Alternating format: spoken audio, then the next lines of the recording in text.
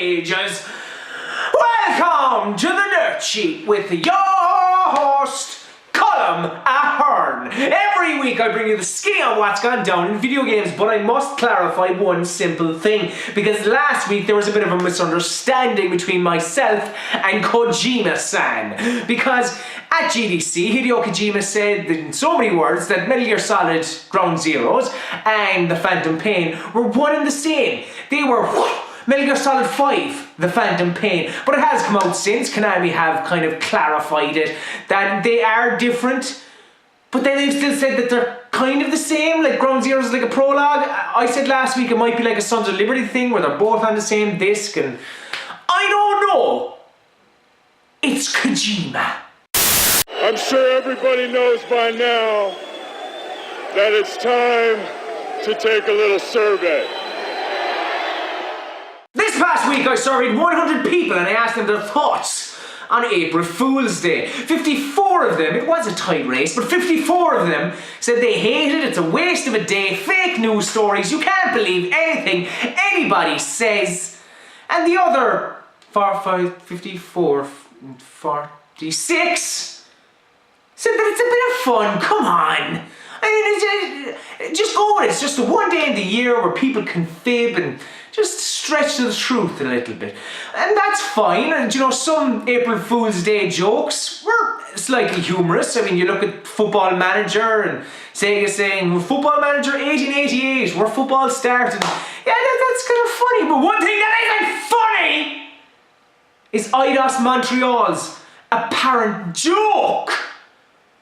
Because the day before April Fool's Day, they were gearing up for a big announcement, the sequel to Deus Ex Human Revolution. Everyone knew it was going to be an April Fool's Day joke, but there was a slight bit of hope. Just a slight bit of hope. But then, of course, come Monday, April Fool's Day, we found out that Deus Ex Human Defiance is apparently an 8-bit game where Adam Jensen is running around in old school NES graphics. And although it did kind of look cool, don't toy with my feelings.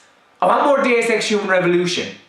Particularly when Square Enix are in the shitter with all this Tomb Raider didn't sell enough and Sleeping Dogs didn't sell enough and Hitman Absolution didn't sell enough. You don't do this! It's bad timing! Very bad timing! Stop! Give me more Deus Ex, please. Thank you. Things trend worldwide, and it's trending right now. The one rumor that keeps coming up about the Xbox 720, Durango, Infinity, Loop, Xbox, I think that's all of them. I think that, yeah, that's all of them. But the one rumor that keeps coming up is that it will be always online. Now, a lot of Xbox fans are very put out by this. They're not happy at all. There are even many saying that they'll switch allegiances to the Sony side of things. And of course, this prompted creative director at Microsoft Studios, Adam Orth, to tweet the other day, which is never a good sign, really, when you think about it. But Adam Orth tweeted, "Sorry, I don't get the drama around having an always-on console. Every device is now always on. That's the world we live in. Hashtag deal with it." Now, this kind of peeved BioWare designer, Manveer Hire, who has put it to Mr. Orth about the SimCity launch, Diablo 3 launches, and also said, well, what if you're not living in one of these built-up areas? What if you're living in, and he gave 2 random places in North America where maybe high-speed internet isn't all that prevalent. And Adam Orth once again tweeted with an absolute gem.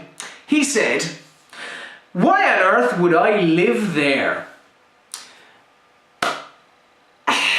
Yeah, we're not all living up in city areas, not as skyscrapers or any kind of built-up massive areas. Some of us live in country areas. The internet might be as good. And I think Adam Orth should really consider that the next time he tweets about the always online console. Not everyone is always hooked up to high-speed internet at all times. What? Why isn't it turning on? Stupid, always online bull. Oh.